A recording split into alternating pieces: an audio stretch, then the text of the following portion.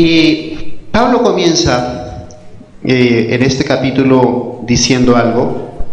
Él dice: porque quiero que sepáis cuán gran lucha sostengo por vosotros y por los que están en la Odisea y por todos los que nunca han visto mi rostro. Y yo quería mostrarles a ustedes, ya que empieza a mencionar aquí, empezamos a mencionar regiones, ¿cierto? Empezamos a mencionar Colosas, que es donde estaban los colosenses. Menciona Pablo la Odisea, y ambas eran ciudades muy importantes. Sobre todo la Odisea era una ciudad muy rica. Dice la historia que la Odisea, en la época de Pablo, había sufrido unos terremotos, y ellos simplemente dijeron: nosotros mismos podemos reconstruir la ciudad, no necesitamos ayuda del gobierno de esa época, ¿no? Y en esta región, la Odisea, Colosas, Hierápolis, habitaban muchos judíos, y ellos tenían gran capacidad económica y enviaban, digamos, ofrendas al templo que quedaba bien lejos, y eso preocupó al gobernador de esta área, que dijo: no, si envían impuestos al templo, toca ponerles impuestos para que no envíen las ofrendas. Por esta región Pablo viajó varias veces.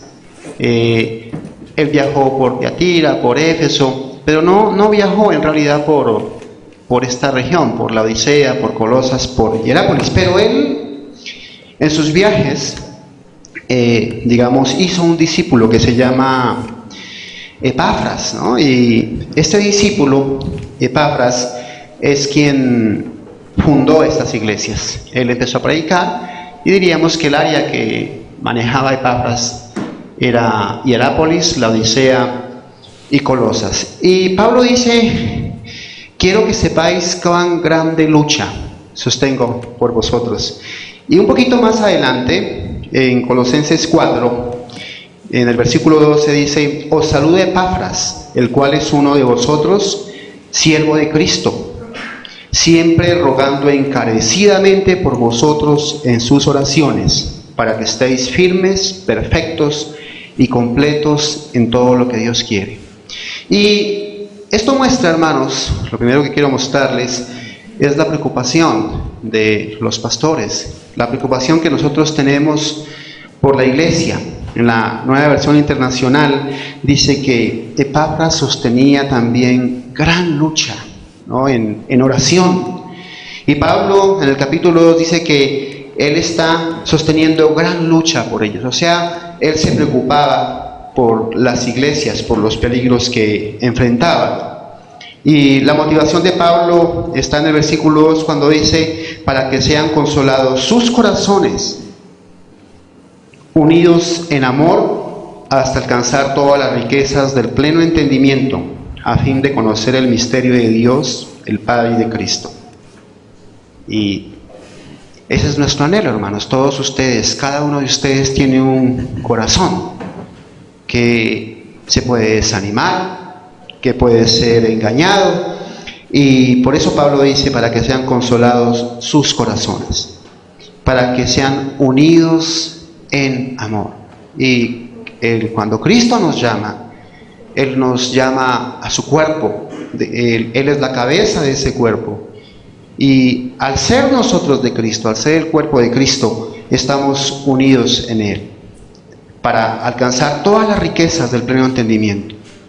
La mayor riqueza que nosotros podemos tener, hermanos, en el caminar de la vida, es entender plenamente al Señor Jesucristo, a fin de conocer el misterio de Dios, el Padre, y de Cristo, en quien están escondidos todos los tesoros de la sabiduría y del conocimiento. Y aquí hay una palabra que quiero que ustedes noten, mis hermanos, y es la palabra misterio, ¿no? Dice Pablo que es bueno que conozcamos el misterio de Dios el Padre. ¿Y cuál es ese misterio? Pues simplemente era algo que en la época de Pablo antes de Jesucristo no se conocía claramente por la mayoría. Y aún ahora, hermanos, mucha gente lo desconoce. Y vamos a mirar brevemente el misterio revelado. Y está basado en Efesios 1. Yo les recomiendo que lo anoten y lean esto en sus casas. No voy a ir a Efesios. Pero el misterio revelado y es simplemente el plan de Dios para el hombre. ¿Cuál es ese misterio? Ese misterio nos muestra el plan de Dios. El plan de Dios que es que Dios nos escogió, ¿no?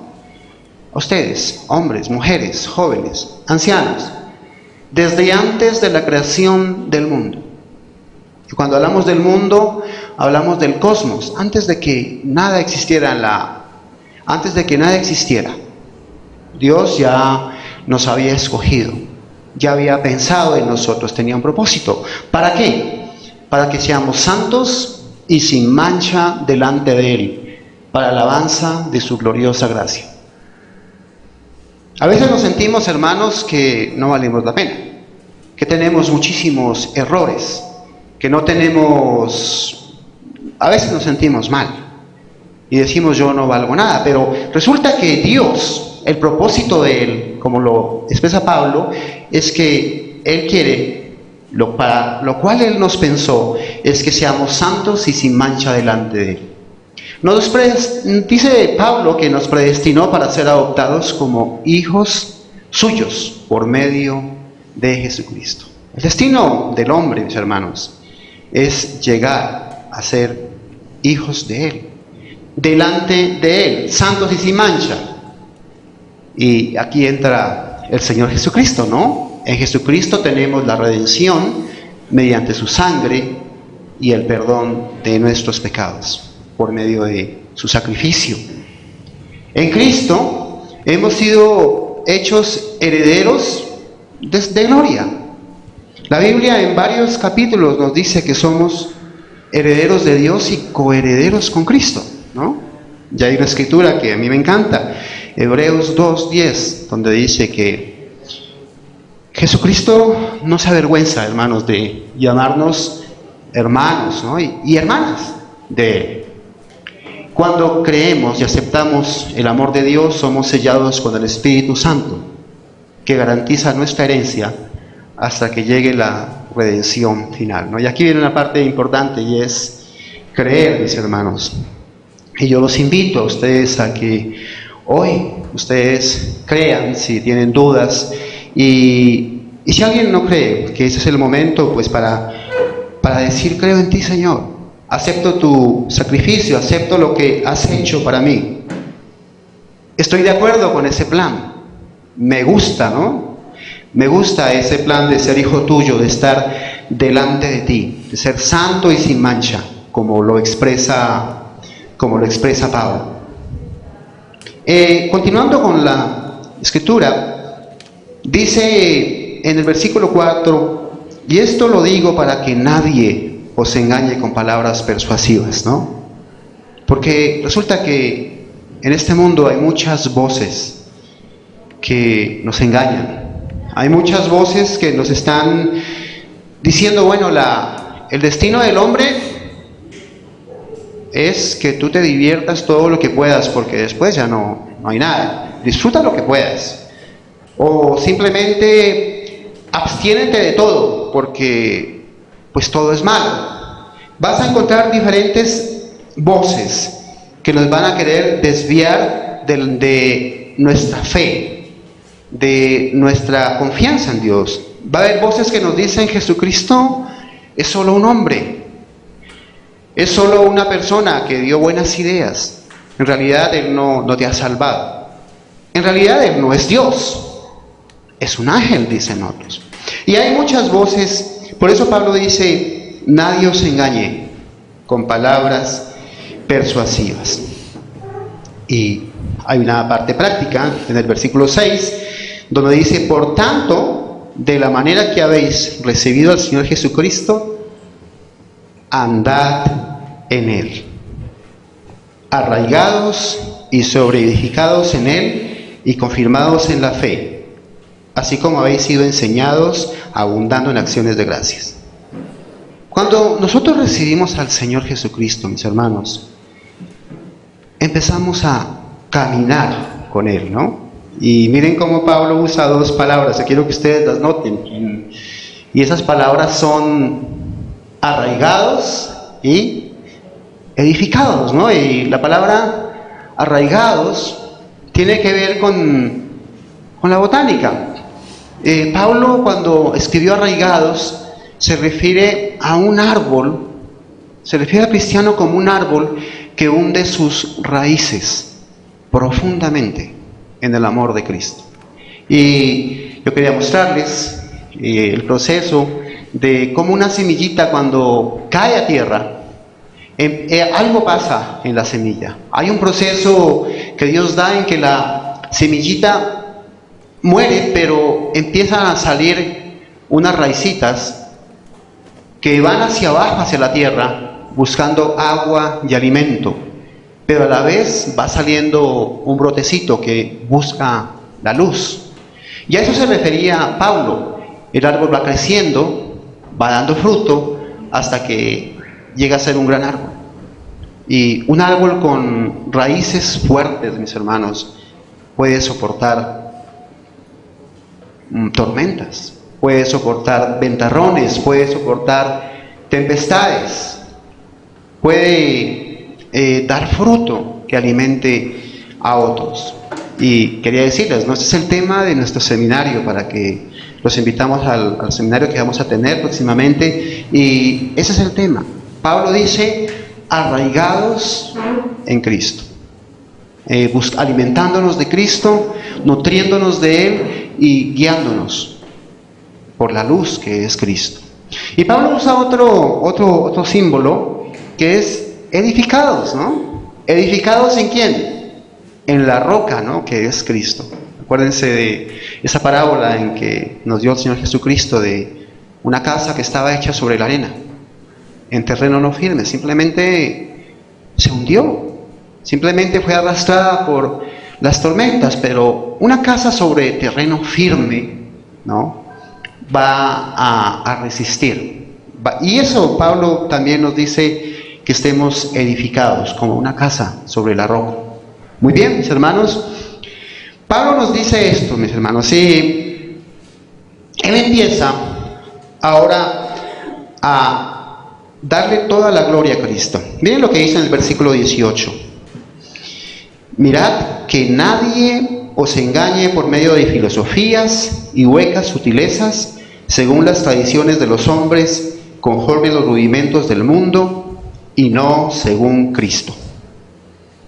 Porque en Él habita corporalmente toda la plenitud de la deidad, y vosotros estáis completos en Él. Lo leemos más despacio. Dice Pablo acerca de Cristo que en Él habita corporalmente toda la plenitud de la deidad, y vosotros estáis completos en Él. Todos ustedes, mis hermanos, los que han aceptado al Señor, dice Pablo, que estamos completos en Él. Cuando habla de que en Él habita corporalmente toda la plenitud de la deidad, Pablo está diciendo tajantemente, hermanos, de manera categórica, que el Señor es Dios, que el Señor Jesucristo es Dios. Claramente, la persona a quien nosotros seguimos es Dios. Y Pablo también dice categóricamente que en Él estamos completos. ¿Saben por qué?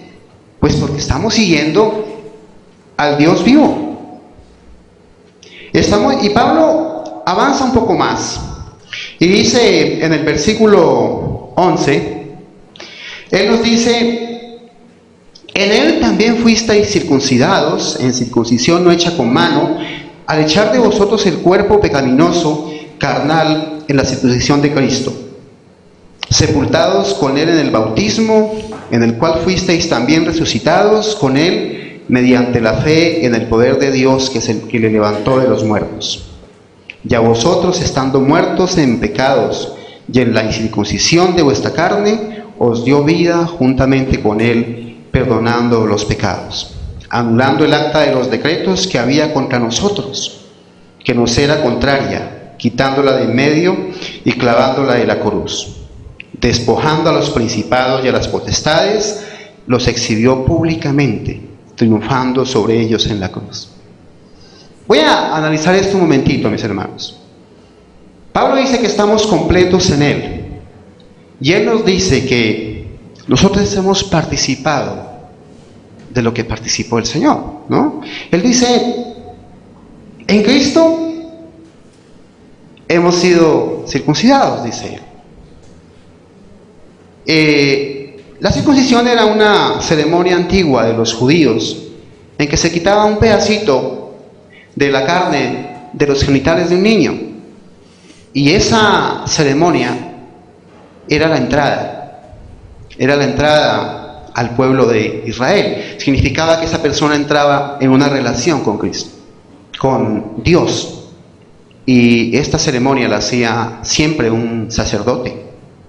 Y es Cristo, por medio de su sacrificio, el que ha quitado de nosotros la naturaleza pecadora, que la ha herido de muerte, para que nosotros podamos caminar en Él. Dice Pablo que en la muerte de Cristo, nosotros también morimos. Y eso es lo que nosotros celebramos y recordamos cuando nos bautizamos, cuando somos bautizados, cuando estamos debajo del agua en el bautismo, mis hermanos. Recordamos que así como Cristo estuvo muerto, nosotros también morimos al pecado. Pero Cristo no se quedó muerto, ¿no? Cristo resucitó, y Pablo nos dice también que participamos de su resurrección. Que nosotros, cuando Cristo resucitó, es como si nosotros hubiéramos resucitado también. ¿Por qué? Porque Cristo está en los cielos, porque Él está vivo, porque Él ha iniciado en nosotros una nueva naturaleza. Y aunque estamos en la tierra, aunque estamos aquí caminando por esta tierra tan llena de problemas, tan llena de dificultades, tan llena de tristezas, Pablo nos dice, miremos el de arriba. Estamos siguiendo un Dios vivo, un Dios que ha resucitado por el poder de Dios. Y Pablo nos insiste en que ahora tenemos una nueva vida. Antes, mis hermanos, estábamos muertos en pecados, pero ahora tenemos una nueva vida. Y cuando Pablo dice, estáis completos en Él lo que está diciendo es, miren, ahora ustedes pueden caminar por esta vida con confianza en que Dios está con ustedes. Quiero que miremos un momentito esta parte que dice Pablo, de que anuló el acta de los decretos que había contra nosotros. Cuando Jesucristo estaba clavado en la cruz, ¿qué era lo que miraba la gente? Los que estaban adelante. Ellos miraban esta inscripción en que decía, Jesucristo es el Rey de los judíos. Y ellos entendían que Jesucristo estaba siendo muerto porque en realidad Él estaba en rebelión contra el César. Porque el único rey era el César. Nadie más podía ser rey. La gente decían, Jesús dijo que era rey. Y por eso lo ajusticiaron o fue asesinado. Eso es lo que podría pensar las personas. Pero ¿qué miraba Dios en realidad? Dios, cuando miraba a Cristo en la cruz, miraba a un cordero. Miraba a un cordero celestial, un cordero sin mancha, un cordero tierno, un cordero hermoso que estaba siendo sacrificado, por el pecado de cada uno de nosotros. Y yo había colocado aquí, en este sitio en blanco, una imagen de un cordero degollado y luego me pareció muy fuerte la imagen, me dio un poquito de tristeza y quité la imagen del corderito y la sangre, ¿no? Pero en realidad era eso. Cristo vio a un cordero divino que estaba muerto ¿para qué? Para perdonar. Y Dios también vio aquí un acta en que estaba el nombre de cada uno de nosotros y en que decía: Cristóbal es un pecador, no puede guardar la ley, no puede seguirme aunque quiera, es un pecador.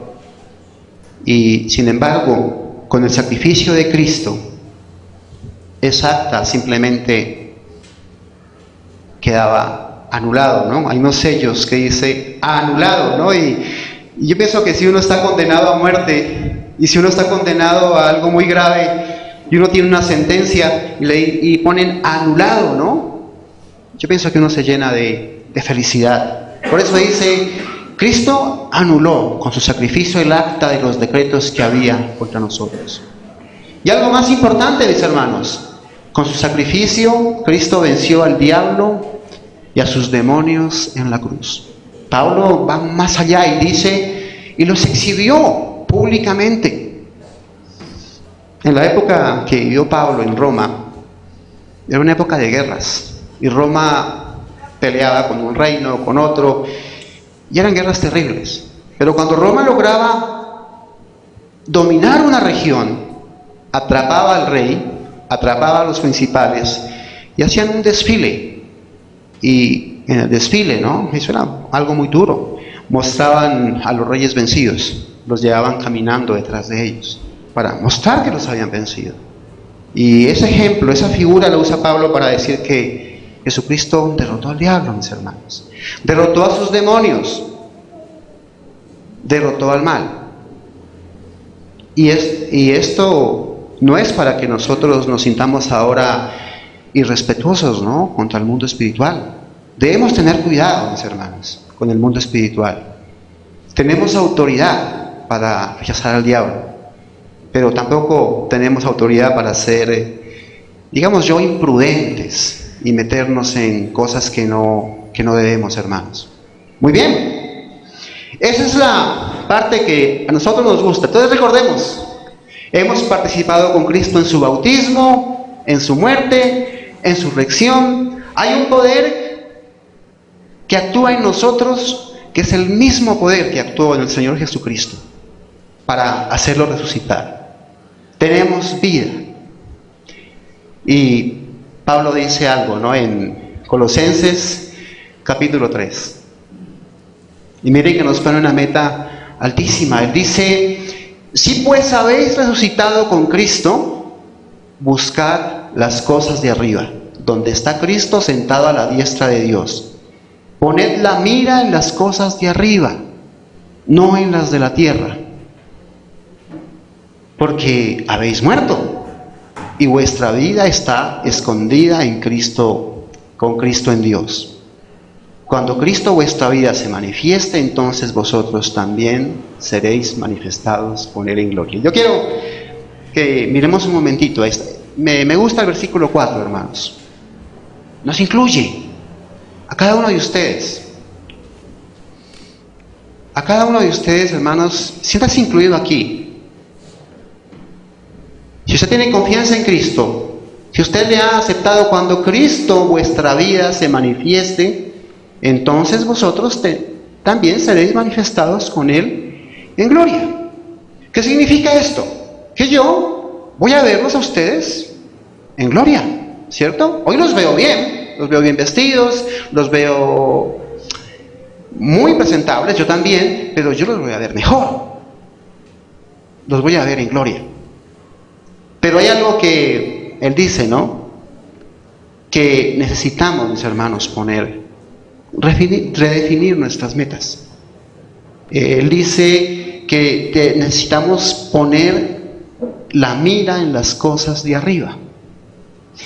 Y cuando hablamos de mira, yo me imagino cuando uno va a disparar con un arma o con un arco, uno siempre trata de apuntar bien para dar en el blanco.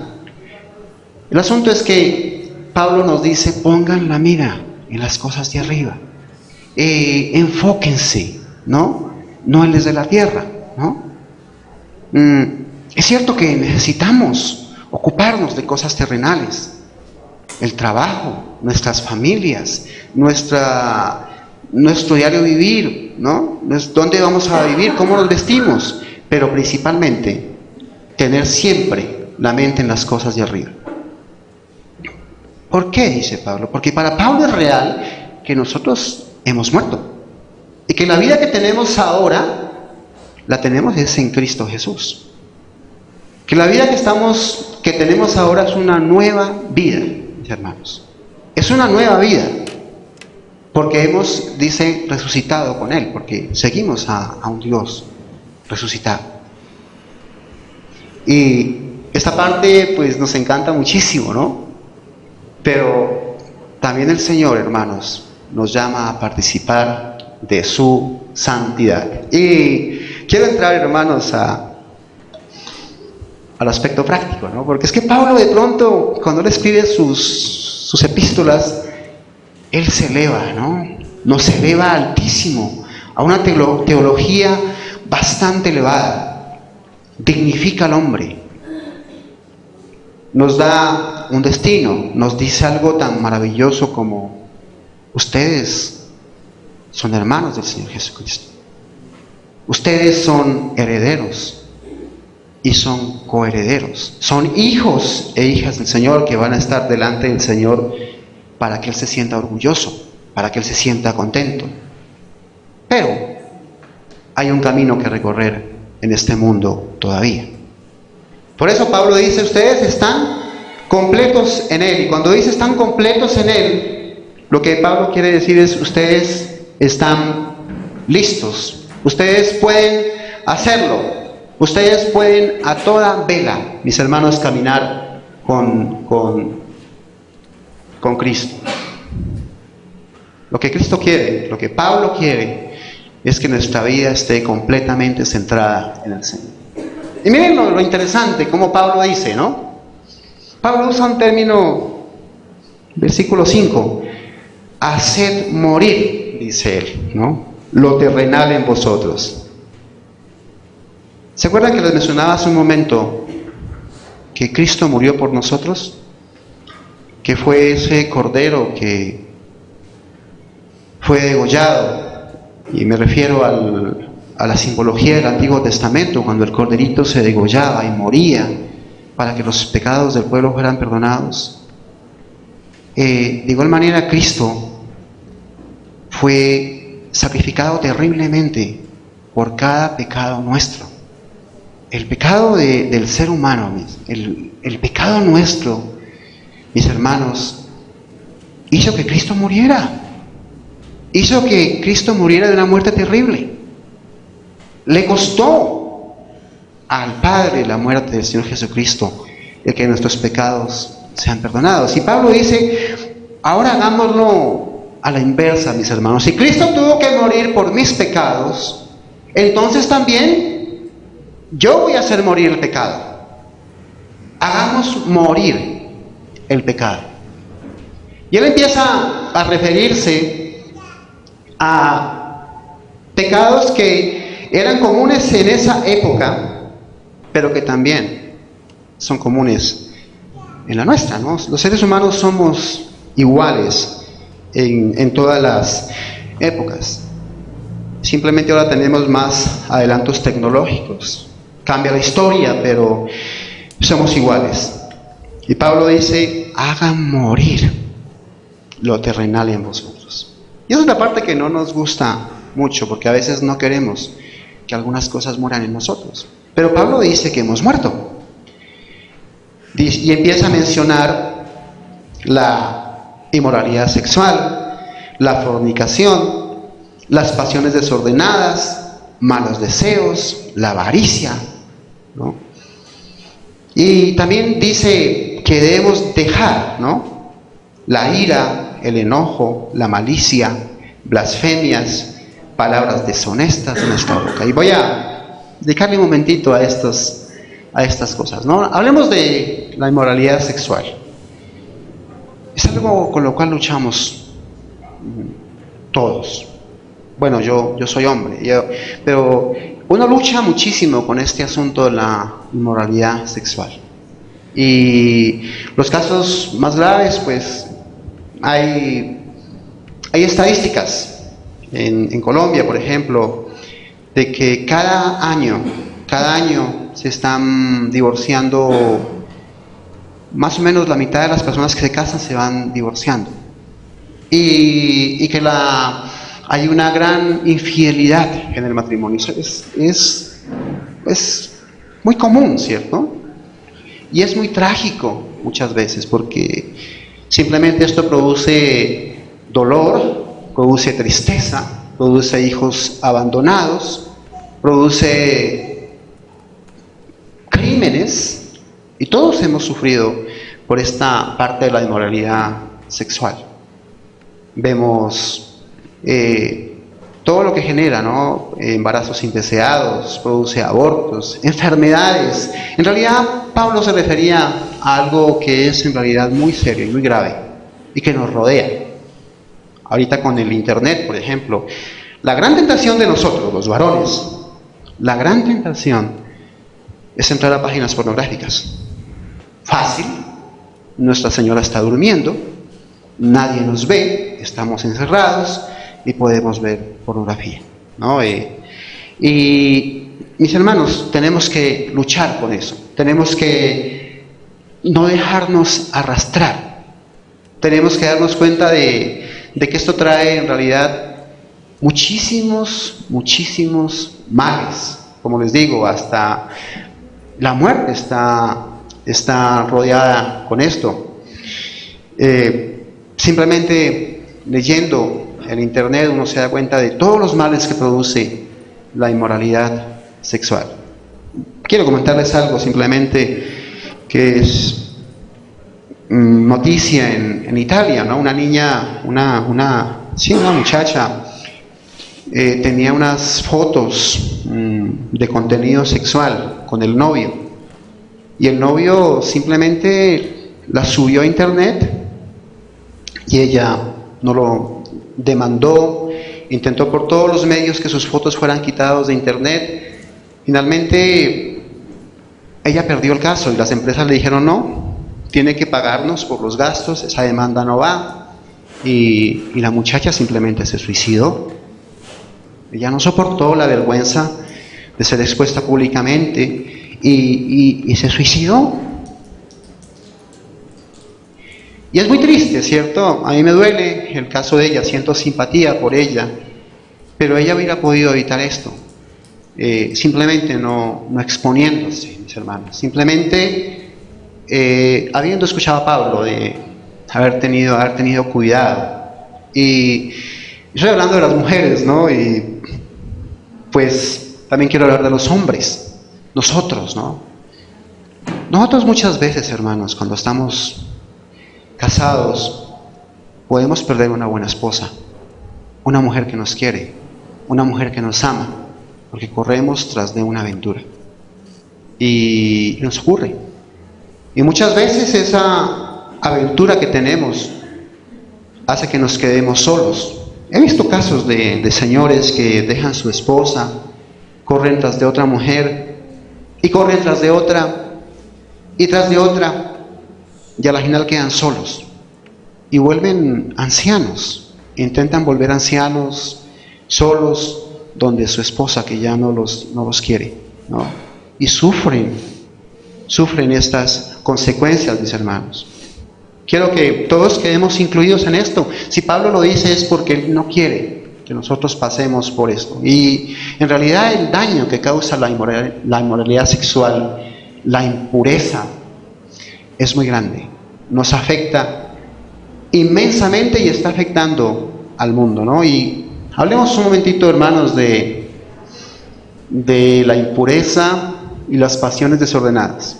Yo lo que veo cuando leo noticias es que hay mucha impureza, hermanos, en los periódicos, en las personas, en todas las personas que no conocen a Dios, hay muchísima impureza, ¿no? Y uno ve que todas las artistas muestran sus partes y en los medios sociales se muestran y es terrible.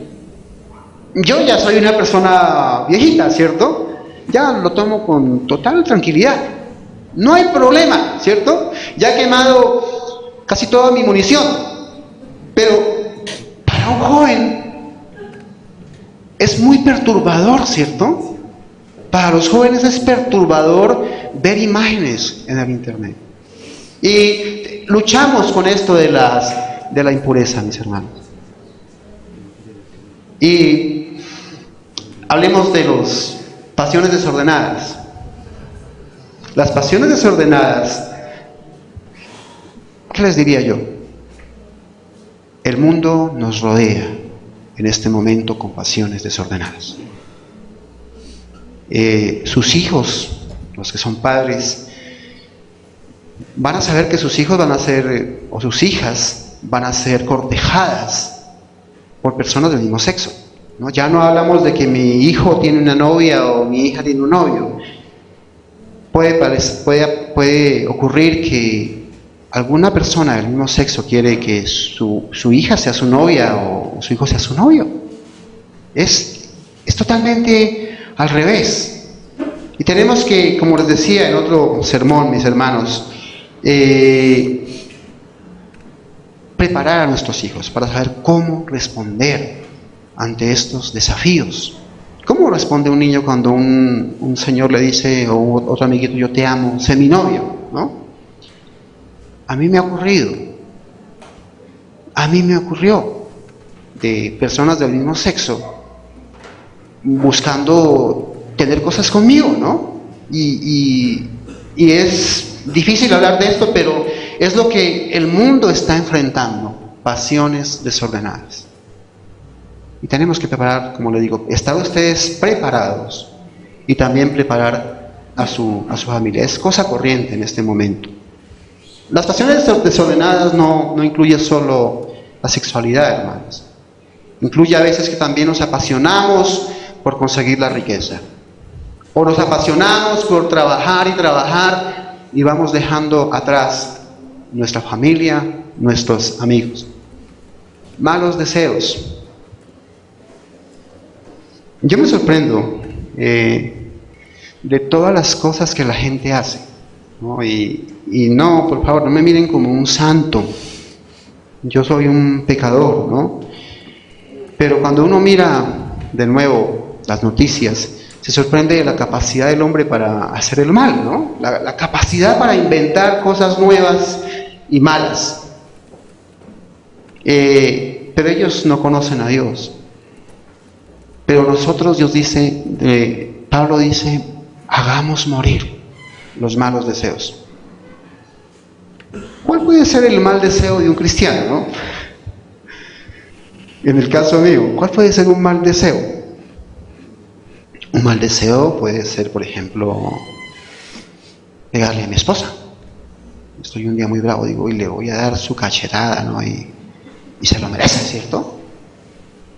O ella puede decir, yo le doy con la escoba a ese hombre y se lo merece. Eso es un mal deseo. Puede producir consecuencias terribles. ¿Qué otros malos deseos puede haber? La venganza. Vengarnos, ¿cierto? Darle una patada a nuestros hijos cuando estamos irritados, ellos de pronto van mal en el colegio, y lo voy a castigar, ¿no? Y de pronto el niño está por ahí, vengo ahí, ¡pam!, le doy su patada. Son malos deseos, hermano. Tenemos que tener cuidado con estos deseos, malos deseos. ¿Cómo sé que es un mal deseo? Pues ofende a Dios. ¿Le va a hacer daño a alguien? ¿Va a hacer llorar a alguien? ¿Va a privar a alguien de algo? ¿Me va a producir una felicidad malvada? Tenemos que tener mucho cuidado con estos malos deseos.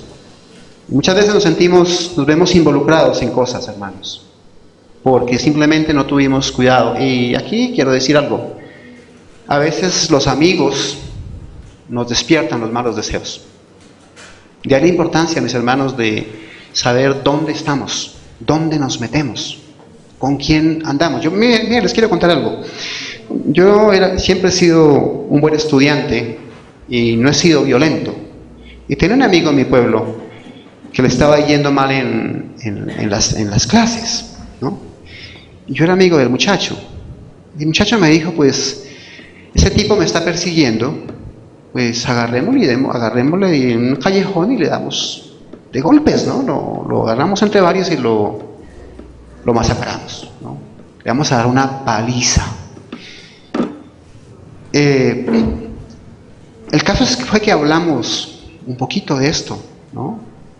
10, 15 minutos de cómo le íbamos a pegar al Señor. Afortunadamente, rápido yo me di cuenta de la cosa que estaba ocurriendo y me aparté del asunto, ¿sí? Pero lo que les quiero mostrar es con qué facilidad otros lo pueden involucrar en sus malos deseos. Tengan cuidado, mis hermanos, cuando otras personas vienen a sembrar en ustedes dudas, cuando vienen a sembrar en ustedes amarguras, cuando les dicen, vamos y hagamos tal cosa, ¿no? Tengan cuidado.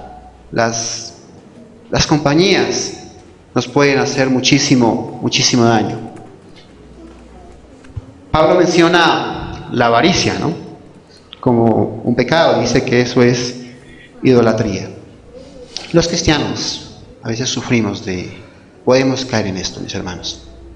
Podemos caer en la avaricia, en ese deseo de tener más y más cosas, o simplemente no desprendernos de cosas. Yo les quiero comentar algo, y es que una vez tuvimos una visita con mi esposa en mi casa de un par de personas cristianas. Y ellos nos dijeron, miren, es que tenemos un plan para ustedes. Dios quiere la prosperidad, Dios quiere que sus hijos sean bendecidos. Y pues tenemos un amigo que es pastor, que ha hecho una pirámide cristiana, ¿no? Y la pirámide cristiana básicamente era que pues yo abonaba la plática a él y yo me reunía a otras 20 personas que me abonaban a mí, y ellos pues conseguían personas y me ganaban unos pesos, ¿cierto? Y eran cristianos. El argumento de ellos eran escrituras bíblicas para hacer esta pirámide cristiana, ¿no? Y yo les dije, mis hermanos, yo no me veo en estas, yo me veo predicando en la iglesia, yo no me veo, mis hermanos, diciéndole, vea, oiga, gánense unos pesos buscando unas personas, ¿cierto? Y caemos en esto, en estos problemas de las pirámides. Muchos hermanos cristianos han caído, han sido engañados. ¿Por qué? Simplemente porque a veces nos dejamos llevar de la avaricia, de la codicia. Cuidado, mis hermanos. En el mundo hay muchas ofertas tentadoras, ¿no? Y cada día leemos en los periódicos escándalos, ¿no? El último escándalo es una empresa que recolectó mucho dinero de pensiones, de cesantías, de ahorros de personas y para prestarlos por medio de libranzas. Y esa plática se perdió.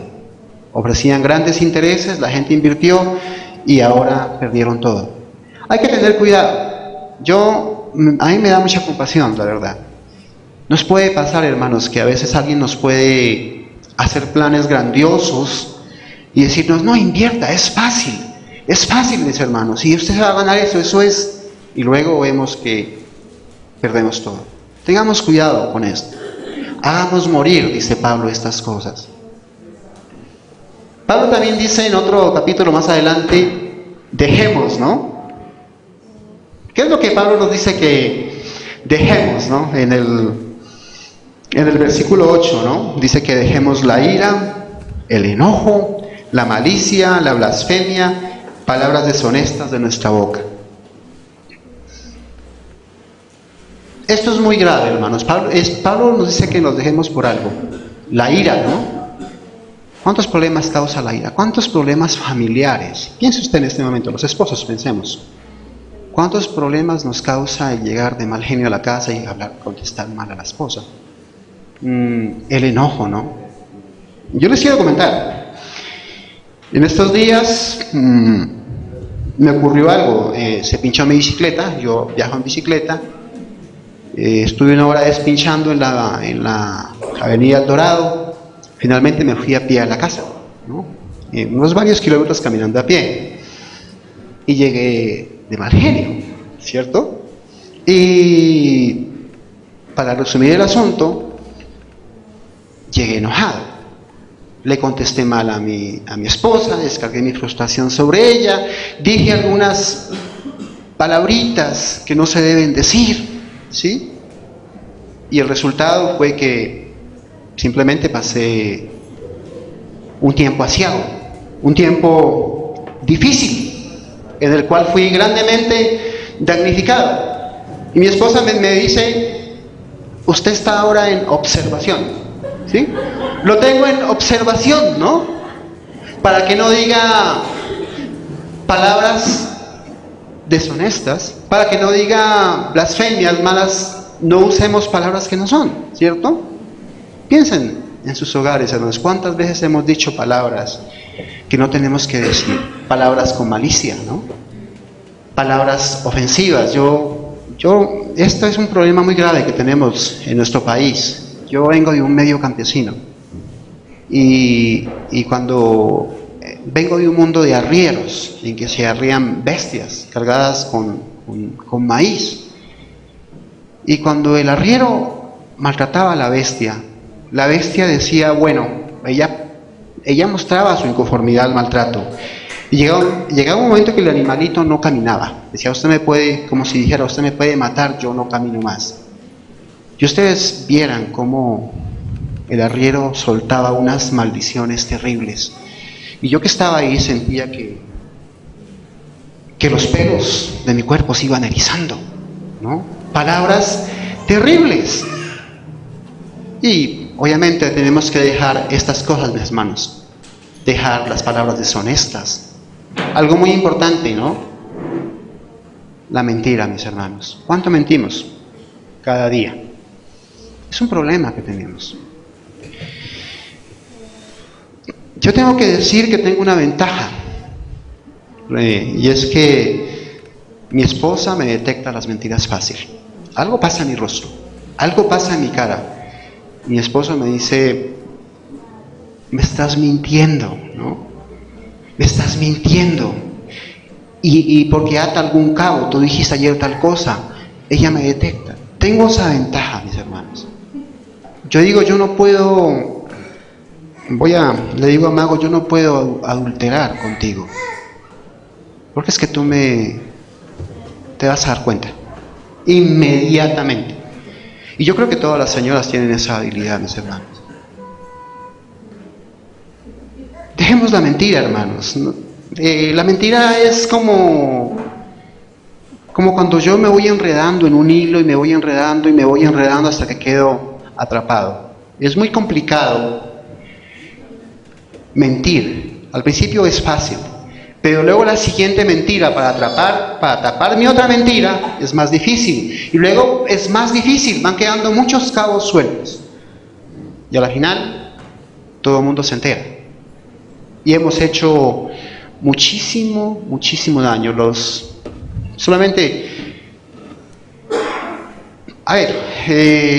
descalabros financieros, por ejemplo. Las empresas se quiebran.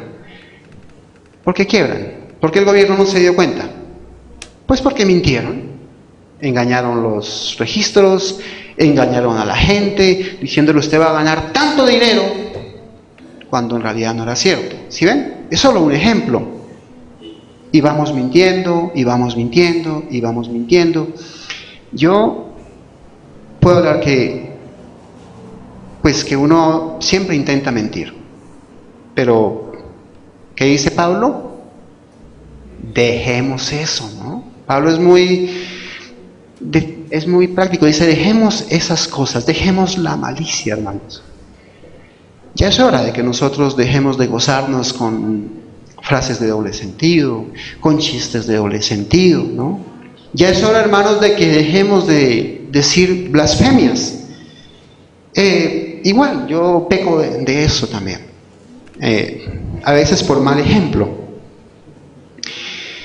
Siempre que yo voy por la ruta en mi bicicleta, voy por la avenida El Dorado, pasan los carros a toda velocidad, ¿no? Unos van por un lado, otros por otro, y cuando siento ¡pah! El grito, y todos van, ¿no? Muy a menudo escucho palabras muy fuertes, y pasa el carro a toda velocidad, pero el Señor va maldiciendo, ¿sí? Y a veces nos damos cuenta de que nosotros también, sin darnos cuenta, lo estamos haciendo. Pablo nos dice, hermanos, no lo hagamos. Quiero avanzar un poquito más y en Colosenses 3, ¿no? Lo voy a leer por tiempo, mis hermanos. Yo quiero que ustedes lean este Colosenses en sus casas. Miren que Pablo nos da unos mandamientos prácticos que nos incluyen a todos. Él que le dice a las esposas, ¿no? Están de primera, ¿cierto? Pues Pablo dice, sométanse a sus esposos, ¿no? Y yo sé que es difícil someterse a veces a nosotros, con todos los defectos que tenemos, ¿no? Pero yo he colocado aquí, le he arreglado un poquito a Pablo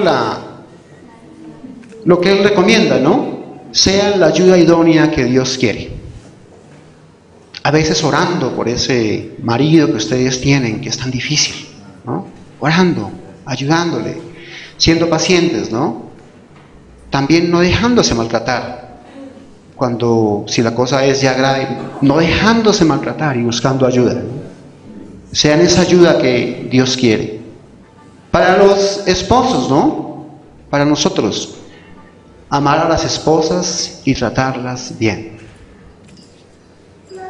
Pablo dice, no sean ásperos con ellas. Y a veces somos ásperos, reásperos, ¿no? Las tratamos mal. Pablo dice que no, que debemos amarlas de la misma manera que Cristo amó a la iglesia. Y eso es mucho. Amar a la esposa de la misma manera que Cristo ama a la iglesia es un amor muy grande.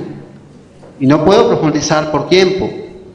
A los padres, ustedes que son padres, dice que amen a los hijos, disciplinémoslos, pero no los desanimemos, mis hermanos.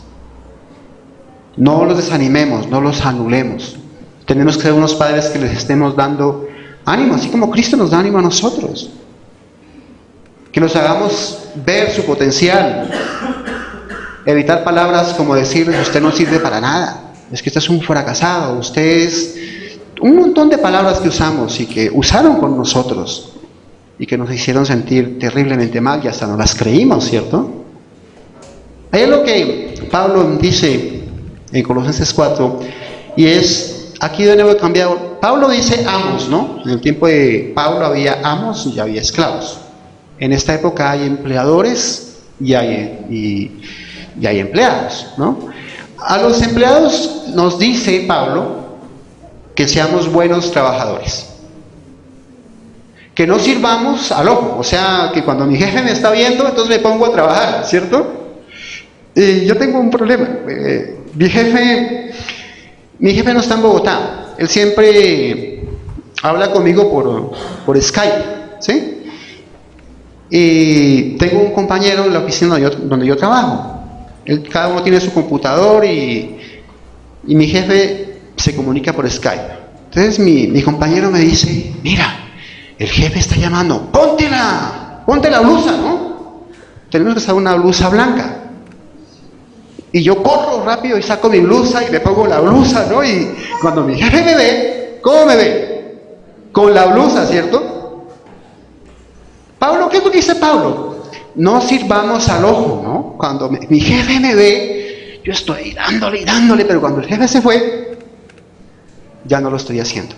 Pablo dice, su jefe es Dios, a quien usted le sirve es a Dios. Dios lo está viendo, ¿no? El caso mío no es tan grave, ¿cierto? Pero mi jefe me está diciendo siempre, ponte la ponte la blusa, ¿no? Eso te protege. Y sé que no debo hacerlo solo cuando Él me está llamando, porque es una forma de engaño, ¿cierto? Muy bien. A los empleadores, ¿qué les manda Dios? Pablo dice, hagan lo que es justo y recto con los trabajadores. Aquí, en estos días visitó a mi esposa una amiga que la conocimos joven y trabajó con una persona cristiana, le sirvió por muchos años. Y pues nos dio tristeza porque ella ya tiene 56 años, estará por esa edad y no tiene pensión. Y ella trabajó muchos años con esa persona y no le pagó su pensión, ¿no? Y cuando nosotros somos empleadores, hermanos, cuando tenemos a alguien, seamos justos, ¿no? Lo que es de ley, paguémosle al trabajador lo que es de ley. Y muchos de ustedes van a ser empleadores, emplean. Sigamos lo que el gobierno dice, ¿no? Porque cuando empleamos a una persona joven, no hay problema, no nos parece que hay problema, pero va pasando el tiempo, somos adultos, somos mayores, y qué difícil, hermanos, es cuando ve una persona que ha trabajado tantos años y la persona dice, y el empleador no le pagó ni sus cesantías, ni sus prestaciones, ¿no? Y está desprotegido. Pablo dice, no hay que hacer eso, hermanos, hay que corregir. Debemos hacer lo que es justo y recto con los trabajadores. Quiero terminar diciendo lo que dice Pablo, que debemos vestirnos como escogidos de Dios. Imagínense usted, y en esto yo sé que les gusta más a las damitas, ¿no? Cuando van a un sitio donde venden ropa, ¿no? Y a mí me encanta ver a mi sobrina, tengo una sobrinita, y cuando va a un sitio donde hay ropa, dice, quiero este vestido, y escoge este, y escoge el otro. Quiere vestirse con algo bien bonito. Y eso es de todas las damas, quieren un vestido bonito. Pues Pablo nos dice, vístanse como Cristo. Vístanse como santos llamados. No se sienta mal, ustedes son santos llamados, y para las damas son santas, llamadas por Dios. Vístanse de entrañable misericordia, sean benignos, humildes, mansos, pacientes, sopórtense unos a otros y perdonémonos, ¿no? Cuando nos ofendemos en el transmit, perdonémonos, ¿no? Es complicado. Es decir, vistámonos del amor, el vínculo perfecto, y permitamos que nuestro corazón sea guiado por la paz de Dios. ¿Qué guía nuestro corazón, hermanos? ¿La violencia de este mundo?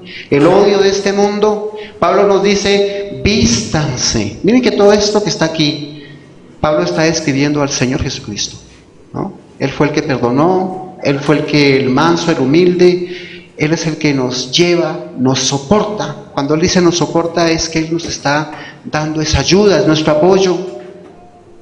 Permitamos, hermanos, que nuestro corazón sea guiado por Dios. Y finalmente Pablo dice algo, y él nos insta siempre, hermanos, a que la palabra de Dios more en abundancia en nosotros. Hay muchos retos en este mundo, hermanos. Hay muchas tentaciones. ¿Qué nos defiende? Que la palabra de Dios more en nosotros. Hay muchas voces que quieren engañarnos. La palabra de Dios tiene la verdad, enseñándoos y exhortándoos unos a otros con toda sabiduría, cantando con gracia en vuestros corazones al Señor con salmos e himnos y cánticos espirituales. Perseverad en oración, hermanos. No se olviden, hermanos. Oren. Hagan de esto su práctica diaria. ¿Se acuerdan que al principio del sermón, yo les decía que Pablo tenía una gran lucha por sus discípulos, por los cristianos? Decía, tengo una gran lucha por ustedes, estoy orando por ustedes. ¿Y se acuerdan que también Pablo dice que Epafras, ese pastor de esas iglesias, también oraba por ellos? Sostenía una gran lucha en oración por ellos. Aquí viene una súplica para ustedes, mis hermanos. Es que también lo hace Pablo. Pablo dice, orando también al mismo tiempo por nosotros, para que el Señor nos abra la puerta para la palabra, a fin de dar a conocer el misterio de Cristo, por el cual también estoy preso, para que lo manifieste cómo debo hablar. Hermanos, hablando de la oración también, yo les pido que oren por nosotros. Oren por el pastor Héctor, ¿no? Que tiene que viajar, y viajar a veces no es agradable. Oren por la pastora Paulina, oren por el pastor José, por todas las personas, por todos los ministerios. Pedimos sus oraciones. Oren por mí, mis hermanos, ¿no? Soy humano como ustedes y Dios nos pone acá enfrente a hablarles, pero en las semanas tenemos luchas y dificultades, como les cuento a veces, ¿no? Que nos ocurren. La iglesia, mis hermanos, es un cuerpo. Todos estamos unidos. Es un cuerpo que crece unido. Pablo decía que sean consolados sus corazones, unidos en amor, hasta alcanzar todas las riquezas de pleno entendimiento acerca de Dios, mis hermanos. Mis hermanos, en conclusión, en Cristo estamos completos, hermanos. En su muerte, en su resurrección y también, hermanos, en su santidad. Vamos a orar. Bendito Dios, te damos gracias por mis hermanos, Señor. Tú moriste por todos nosotros, Padre. Tú eres ese Cordero inmolado, Señor, que murió para darnos salvación, para perdonar nuestros pecados. Señor, te ruego que ahora nos des la fuerza, Señor, para que hagamos también morir los pecados, Señor, que tanto daño nos causan, que tanto daño causan a los demás, Santo Padre, y que podamos cada día, Señor, ser un poco más, Señor, más santos, más sin mancha, Señor, para que tú estés feliz con nosotros. Te bendecimos, gran Dios, en nombre del Señor Jesucristo. Amén.